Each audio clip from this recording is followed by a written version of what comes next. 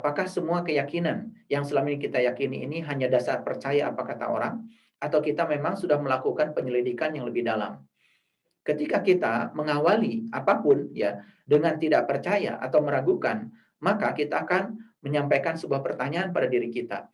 Maka siapapun yang menyampaikan pertanyaan pada dirinya, otomatis semesta akan mengalirkan jawab pada dirinya. Kalau kita mengacu pada hadis Nabi yang mengatakan, amalkan saja apa yang kamu tahu, maka Allah akan mengajarkan apa yang kamu tidak tahu. Jadi artinya Nabi Muhammad Rasulullah Shallallahu Alaihi Wasallam sendiri mengatakan bahwa yang namanya kebenaran itu adalah pengalaman. Oleh karena itu maka pengetahuan sangat berbeda dengan informasi. Kalau informasi itu bukan pengetahuan, karena pengetahuan tidak dilahirkan dari buku. Pengetahuan tidak dilahirkan dari apa kata orang. Pengetahuan itu hanya dilahirkan dari pengalaman. Jadi sebetulnya apapun yang kita tahu hari ini, kalau sebatas apa kata orang, apa kata buku, apa kata kitab, termasuk kitab suci sekalipun, selama itu tidak mengalami sendiri, maka sesungguhnya itu baru sebatas informasi. Jangan-jangan sebetulnya yang disebut dengan pengetahuan oleh kita selama ini sebetulnya hanyalah informasi, bukan pengetahuan yang sesungguhnya. Karena pengetahuan yang sesungguhnya hanya bisa dilahirkan lewat pengalaman. Oleh karena itu, kata-kata bijak dari para ilmuwan, ya, terutama ilmuwan dalam bidang spiritual, walaupun kebenarannya bersifat subjektif, beliau-beliau mengatakan kepada kita, malam yazuk lam ya'rif. Yang tidak mengalami tidak akan pernah mengetahui. Jadi sebetulnya mengetahui yang sesungguhnya itu didasarkan atas mengalami. Jadi kalau kita tidak mengalami, sesungguhnya kita itu tidak mengetahui. Jadi mengetahui yang sebetulnya lahir dari suatu pengalaman. Makanya sains itu artinya mengetahui. Artinya sains itu bukan produk dari kata orang, tetapi sains itu adalah produk eksperimen. Sains itu bersifat empirik.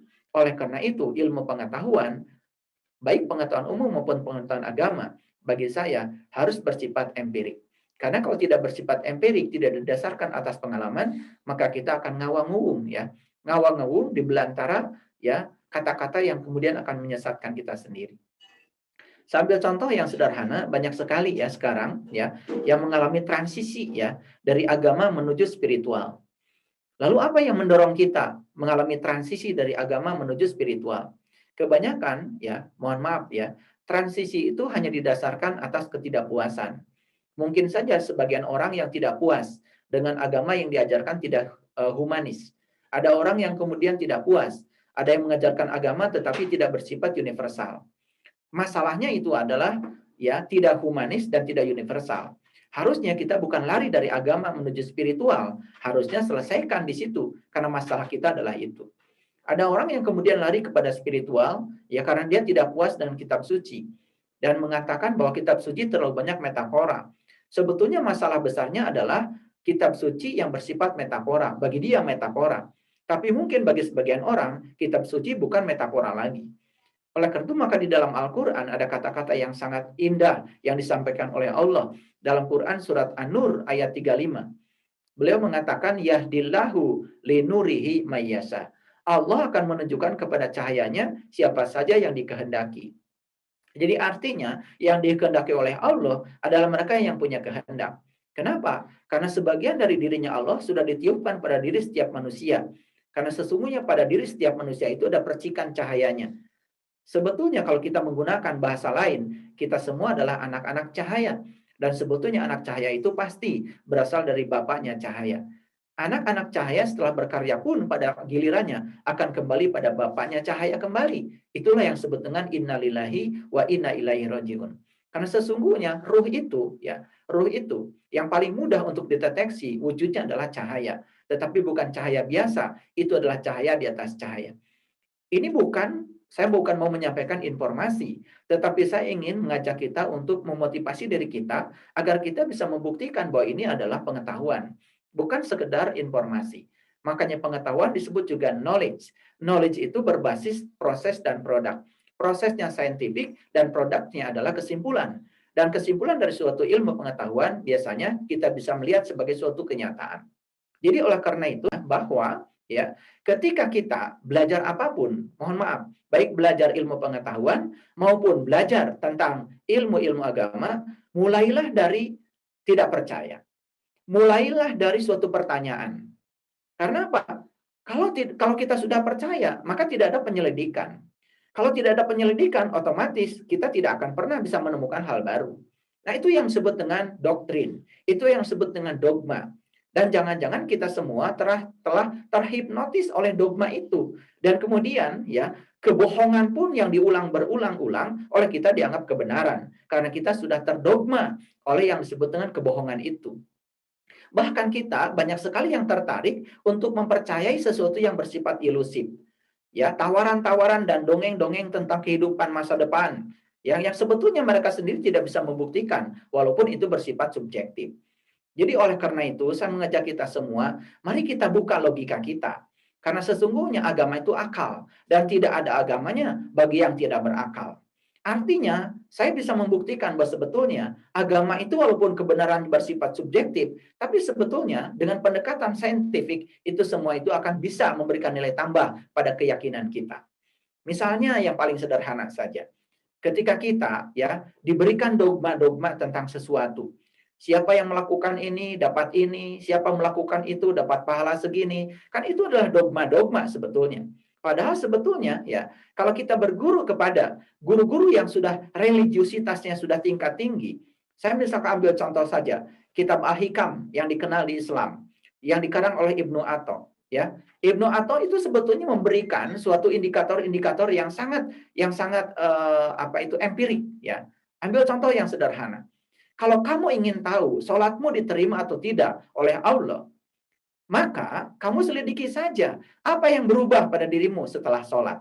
Itu kan sebetulnya walaupun kebenaran ini bersifat subjektif, tapi didorong ya untuk kita mengalami pengalaman ilmiah. Kita harus bereksperimen. Setelah sholat saya mengalami perubahan apa? Dan ketika saya tidak mengalami perubahan apapun setelah sholat, ada apa dengan sholat saya? Mempertanyakan hal yang semacam itu kan lebih bagus daripada kemudian kita terjebak oleh angan-angan ilusif. Lalu kita kemudian berjudi. Makanya judi itu kenapa diharamkan? Bagi saya, judi yang diharamkan itu sebetulnya adalah bukan judi yang bersifat fisik. Tetapi judi yang sangat berbahaya adalah membiarkan diri kita terombang-ambing ya, ya pada masa depan yang tidak tentu. Misalkan begini, ketika ditanya, apakah sholat Anda diterima atau tidak oleh Allah? Kemudian kita mengatakan, ya sudah, terserah Allah. Nah, terserah Allah, itu kan sebetulnya kita telah ya membebankan ya sesuatu ya keraguan kita kepada Allah itu sendiri. Harusnya kita menggunakan ukuran yang disampaikan oleh Ibnu Atha. Dan Ibnu Atha mengatakan, kalau kamu ingin tahu sholatmu diterima atau tidak oleh Allah, ya tanya saja perubahan apa yang terjadi pada dirimu. Perubahan kesadaran apa? Kesehatan apa? Ketika kamu takbiratul ihram, kesehatan apa yang kamu rasakan? Ketika kamu ruku dan sujud, kemudian perubahan kesehatan apa yang secara fisik kamu bisa rasakan? Ketika kamu mengafirmasi dengan bacaan-bacaan sholat, lalu kemudian afirmasi apa? Hipnoterapi apa yang bisa menyembuhkan? Karena sebetulnya tidak mungkin ya sekelas Nabi Muhammad mengajarkan sesuatu kepada kita, kemudian tidak ada argumennya. Pasti beliau itu mengajarkan sesuatu kepada kita, apa yang sudah beliau alami, yang sudah beliau rasakan. Cuman sayang sekali, kita terjebak oleh dogmatis dan kemudian doktrin-doktrin itu membiarkan ya logika kita menjadi buta. Itulah yang kemudian membiarkan diri kita terombang-ambing dalam kesesatan logika. Bukan berarti segala sesuatunya harus bersifat logika, karena logika itu pun memiliki keterbatasan. Nabi Muhammad hanya diantarkan ketika Isra Mi'raj sampai langit kelima saja. Bagi saya logika itu bukan segera logika, itu yang disebut dengan malak ya, malak, tekad, keinginan yang ada pada diri kita yang kemudian diberi judul malak Jibril. Memang setiap orang untuk meyakini sesuatu harus memulai dengan logika. Tetapi setelah logika berjalan pada tingkat berikutnya di kesadaran yang sesungguhnya, sebetulnya logika itu tidak bisa berperan lagi. Karena apa? Selanjutnya akan meneruskan perjalanan kita adalah kesadaran. Oleh karena itu, dalam logika mungkin tidak ada kesadaran, tapi dalam kesadaran mungkin ada logika. Karena kesadaran punya logikanya sendiri.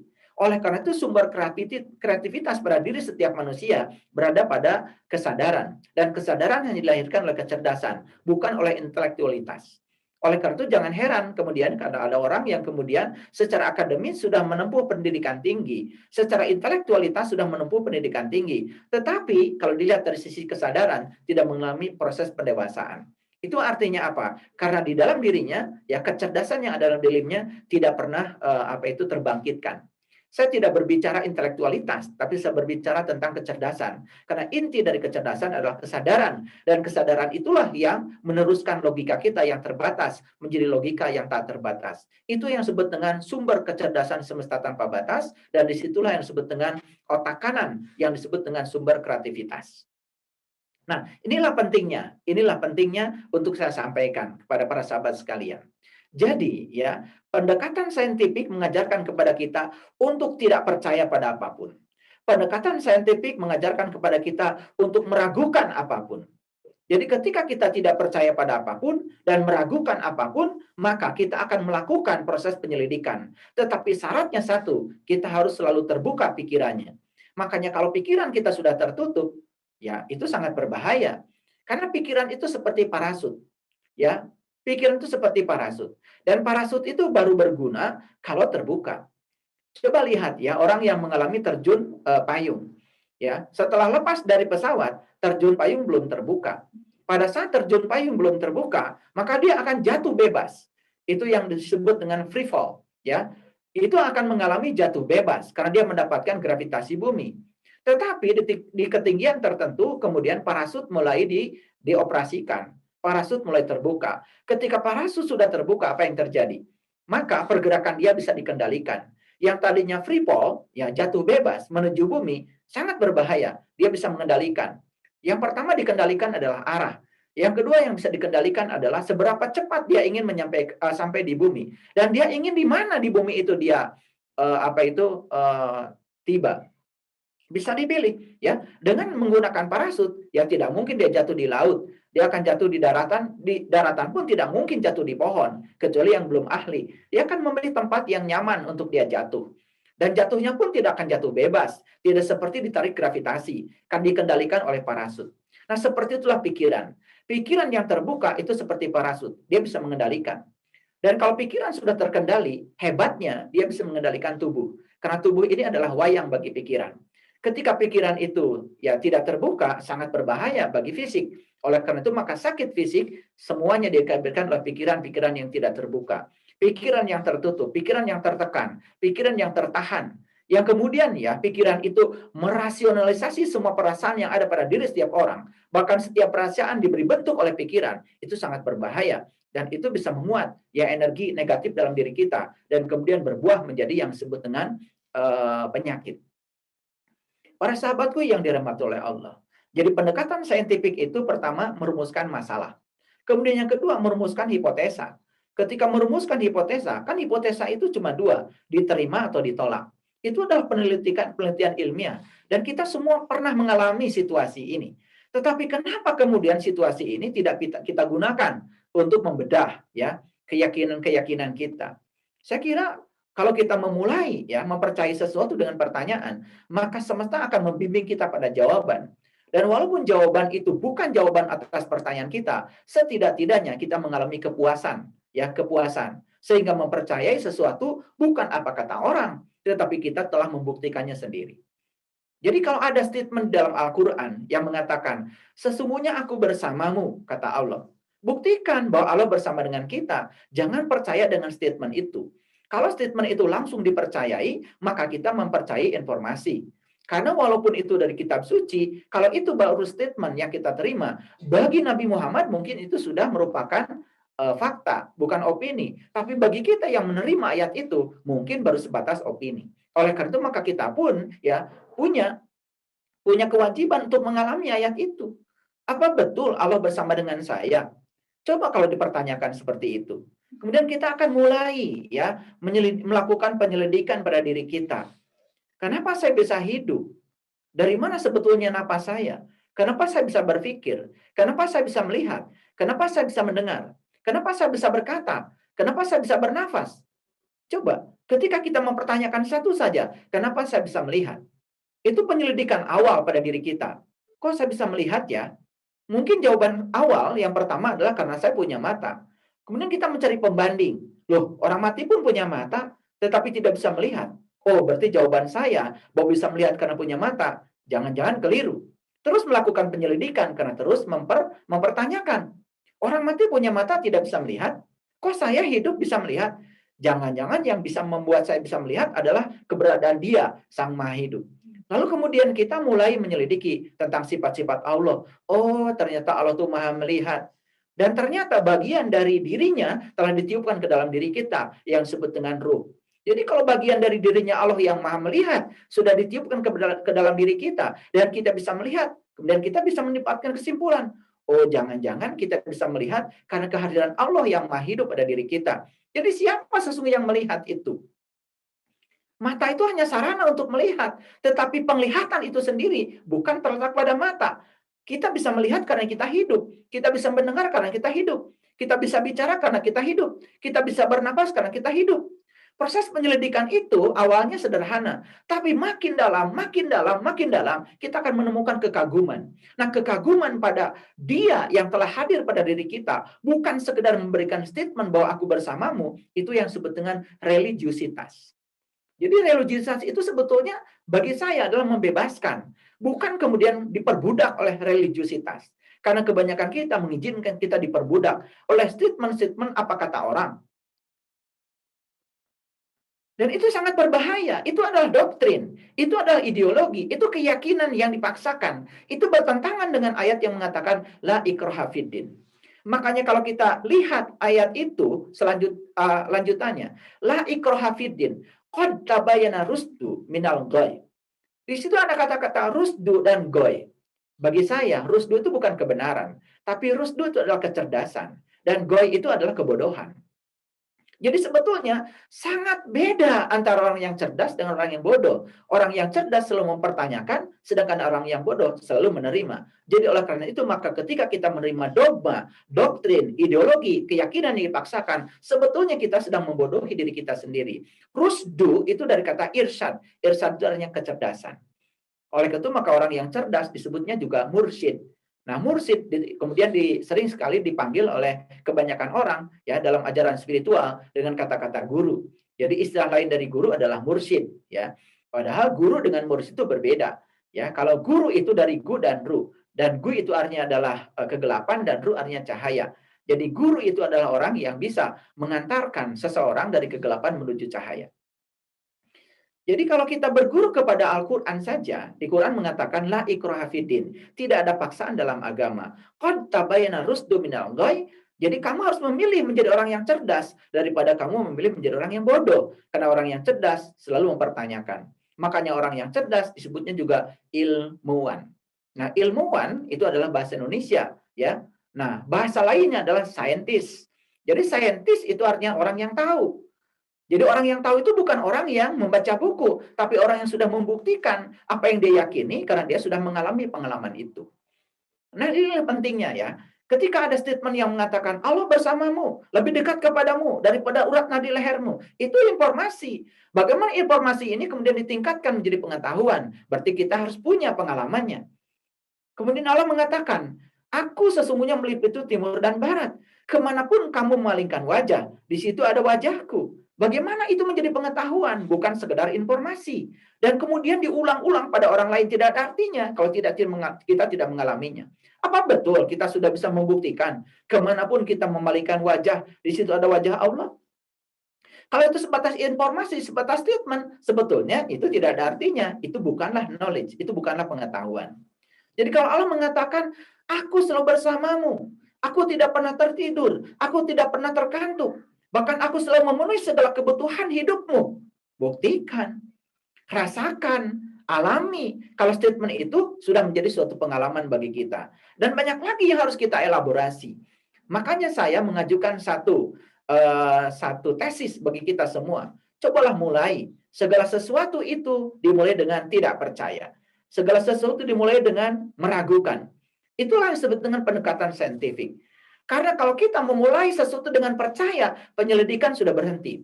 Kalau penyelidikan sudah berhenti, kita tidak punya kesempatan untuk menemukan yang namanya kebenaran.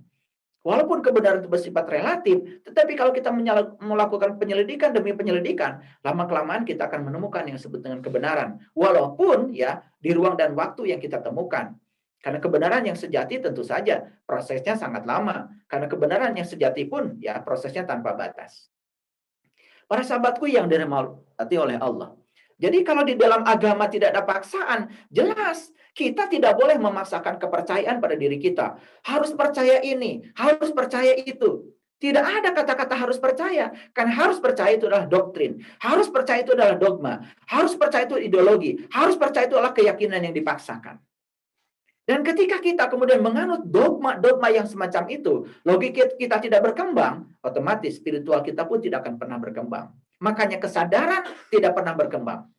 Oleh karena itu saya katakan di tempat ini, bahwa sesungguhnya tujuan dari agama, tujuan dari spiritual, itu sebenarnya satu, memperluas kesadaran. Karena ketika kesadaran diperluas, buahnya adalah kepasrahan. Kepasrahan yang saya maksud bukan menyerah. Tapi kepasrahan yang saya maksud adalah melepaskan semua medan energi negatif pada diri kita. Sehingga rasa-rasa negatif itu tidak ada lagi. Karena rasa sangat berbahaya. Rasa itu adalah gerbang menuju realitas. Ketika kita punya rasa negatif, itu akan menjadi realitas. Ketika kita punya rasa positif, itu juga akan menuju realitas. Jadi realitas yang akan terjadi di sekitar kita tergantung bagaimana rasa kita.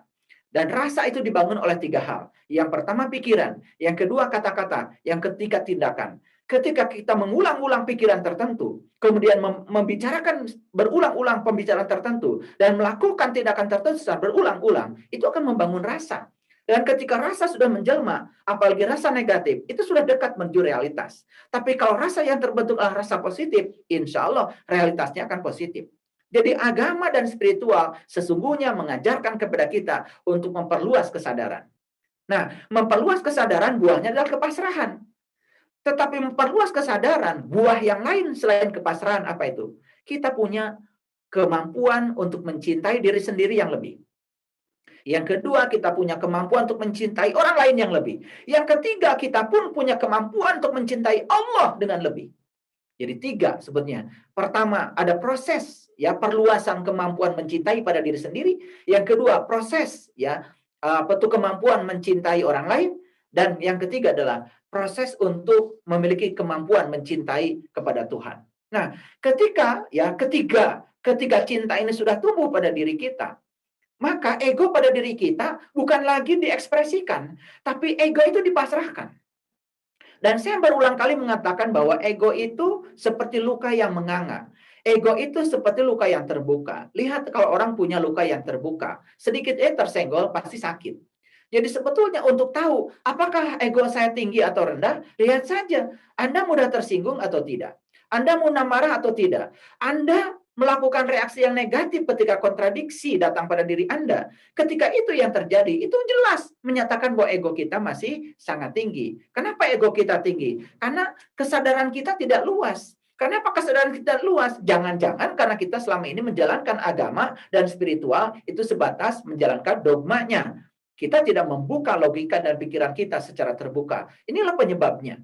Oleh karena itu maka saya mengambil tema yang kecil ini supaya kita menjadi pakar, supaya kita menjadi ahli. Karena yang namanya ahli itu bicara banyak untuk sesuatu bidang yang sangat sedikit. Jadi kalau orang untuk bidang yang sedikit saja dia bisa bicara banyak, itu sudah pakar, itu sudah ahli.